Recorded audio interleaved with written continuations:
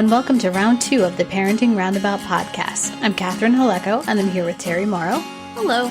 Usually on this podcast, we talk about parenting issues, but once a week, Terry and I like to get together to discuss TV, movies, books, and other entertainment topics, because it's nice to talk about something other than parenting for a change, like murder.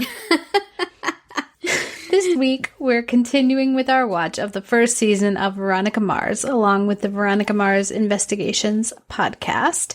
And we're taking them 2 at a time now. Yeah. So first up today is season 1, episode 16, Betty and Veronica. So this one is the hijinks of high school mascots, which happen to be live animals. Does anybody do that?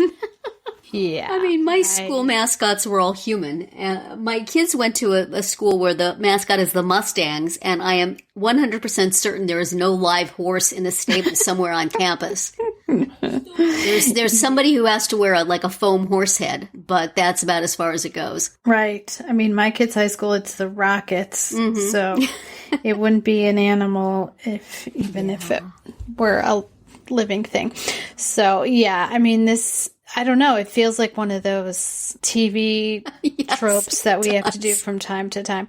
The nice part about this is that it got the vice principal asking Veronica for help instead of getting her in trouble. That was absolutely the only worthwhile thing about, Wallace being big man on campus was very fun also, although kind of a little bit, because it's like this never really been mentioned before. I guess they mentioned his basketball once before, but he's whatever. He's adorable. I'm happy for him being popular. You go. And also having a conscience about Polly the parrot, not wanting her to get hurt. Yeah, but having a conscience about something completely stupid and unbelievable. So it seems like a waste of his good nature. I was just so uninterested in that school plot when we had Veronica's mother, finally. Do we really have to keep cutting back to the bleeping parrot and goat? I know. When we have Veronica's mother? Come on. Why? I mean, they did at least start the episode with an acknowledgement of where the other one ended. But the thing is, they didn't acknowledge the fact that Clarence Weasley was there. I assumed that the next thing to happen would be imminent peril for one or both of them, and instead they're just chatting and drinking coffee and getting a beer and going to rehab. So he just was like, well, I guess ladies, I've seen Veronica, I'll go now. What? Why? Yes. That was totally weird. This show is so weird. There's so much of it that's lovable and enjoyable and compelling, and then there's stuff that's just like, have you ever read a mystery novel? Have you ever watched a procedural on TV? Can we have some coherence in the storyline here? Things get brought up and then never mentioned again. It's just very, very weird. And, and when her mom says, I know that Jake didn't do it because I was in a hotel with him. And Veronica doesn't say, yeah, Mom, but Lily was actually killed 3 hours later. Mm-hmm. Yeah. Was he still with you then? No mention. Just, well, okay then. Yeah. Now, let me ask you a question, because they didn't bring this up on Veronica Mars Investigations, and I was curious. I ran the theory by my husband, and he agreed with me. In those scenes where Keith is interrogating Jake and again saying, did you make love? How many times? How long? And all that. My feeling was that the subtext of that interrogation was that Keith knew exactly who he was at the hotel with. Mm-hmm. And that's why he was being so kind of crass about it. I think he was, and I think also possibly Jake knew that, and that was the entire subtext of that thing. That makes a lot of sense. Yeah. Definitely. Because I don't want to feel like Keith didn't know that, because then I don't want to feel sorry for Keith. I want Keith to be, I mean, it stinks for him either way, but I want him to at least be blunt with him about it and have an understanding. Mm-hmm. So I think that's what that was about. Yeah. Because otherwise it was sort of icky. Yes. Without that subtext. Mm-hmm. So, yeah. There was just so much of that episode that was having to do with this stupid mascot thing. Right, and then you get into the whole, betting and, Yes. I did enjoy Weevil being like, now I got to feel sorry for that kid. That was funny. Thanks a lot, Veronica. As they mentioned on Veronica Mars investigations, the actual culprit was sort of out of the blue. I mean, we did meet that guy early in the episode, so I guess they seeded it, but it's like they got to the end of the episode and said, well, it can't be any of these other people because we found them out too soon in the episode. So who else have we seen? Has there been? Oh, yeah, that guy. Okay. It was random for a show that often just pulls people out of a bag at the end of the episode and says, this guy, this is it, was him. Yep. So that was an unsatisfying episode for many reasons. And I don't necessarily buy that the Veronica finds her mom plot ends with her putting her college fund out to put mom in rehab, but okay. Also, I know rehab is expensive, but she said that she had enough for college, law school, and a semester abroad. Right. Okay. And that place didn't look so posh. It didn't look like she was putting her in the rich person rehab. It looked like it was in the, budget rehab. So, yeah, that was weird. Maybe 4 years at San Diego State is equivalent to 12 weeks of rehab, but not Stanford Law School. No. And also, how did she make that much money? Yes. It's like, I've been saving since I started working for my dad. Well, she makes like what? $100 a case or whatever it is. When she works with her dad. He's not, swimming in money. Yeah. So whatever money she has is really from him. Yes. Except for when she does her side cases, like with Sabrina, the Prissy valedictorian. Which I think is the next episode. That's the next episode. But yeah, so yeah, that's a good if question. Keith had enough money to pay her enough for her to go to college and law school. Yeah. How did that happen? Yeah. I think the college bit she could have gotten away with, because at least when I was growing up in California, you got a good discount on state colleges by being in state. I don't know if it's still that much, but it's significantly less. And that's a state college as opposed to a UC. Right. I can buy that much, but also less. When she racked up all the other things that she said she was going to spend that money on. Let's just say she was exaggerating for effect. Yes. But she definitely took out, she withdrew everything she had because her bank was saying she was overdrawn. A little bit more than she had, because your bank doesn't say you're overdrawn when you're at zero. Right. So she should have thought Well, don't forget she also had to buy a plane ticket to Barstow, California, which also makes no sense. I mean, maybe my memory of geography of the state of California is off, but I think that you drive to Barstow generally. Well, especially when you drive to Arizona, which she has done. Yeah. I think it's one of those places you pass on the way to Las Vegas, but I could be wrong. And you definitely drove to Las Vegas, at least back in the day.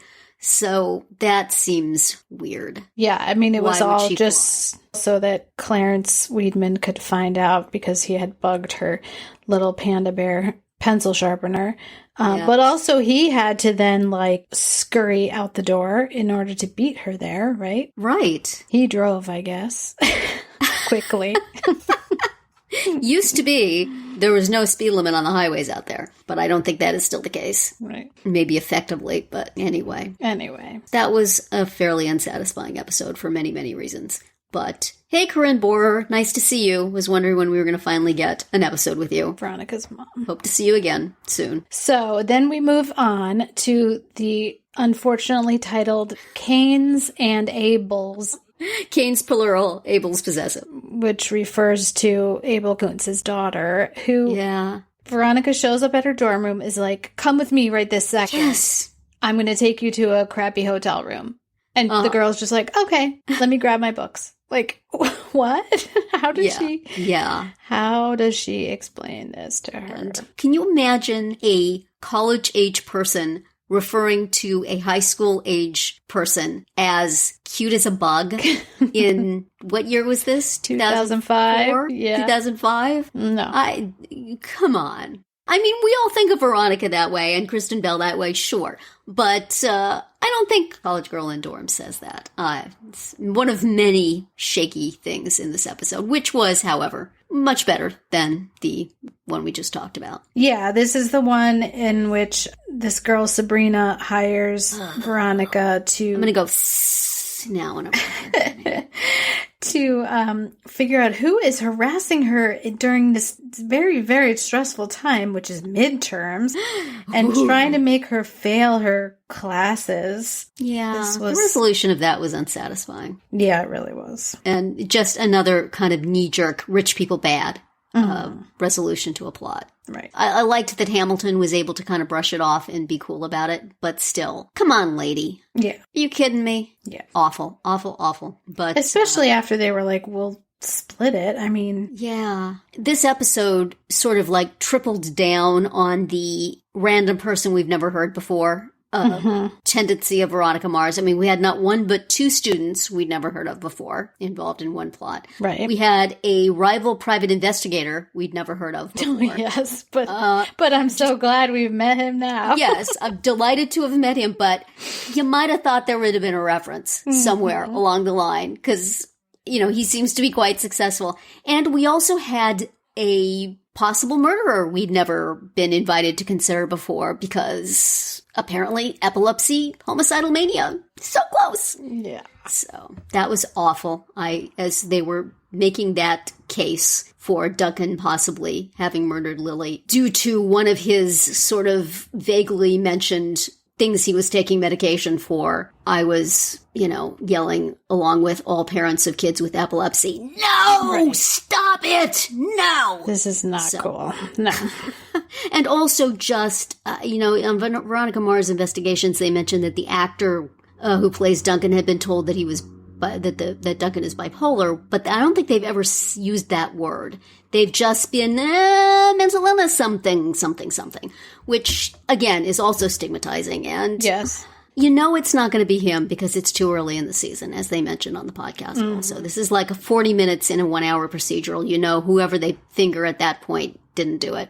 So, it's just icky. Don't do that, Veronica Mars. Come on. And it's not that long ago. I don't know. 15 years. Mm-hmm. I guess we've come a ways in terms of, not stigmatizing this kind of stuff.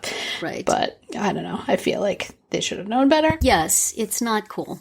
Yeah. And we've just never been invited to think of Duncan. All of a sudden, Duncan, boring Duncan. Right. Logan has a story about him throttling his dad. Right, which was... The actor has never given any indication of that character being anything other than just sort of mildly uncomfortable with the world. It's like, it seems like they got to a point in the season they said, oh, crud, we have like 6 more episodes where we're going to wrap this thing up. What are we going to throw out here? We need to throw out another red herring for...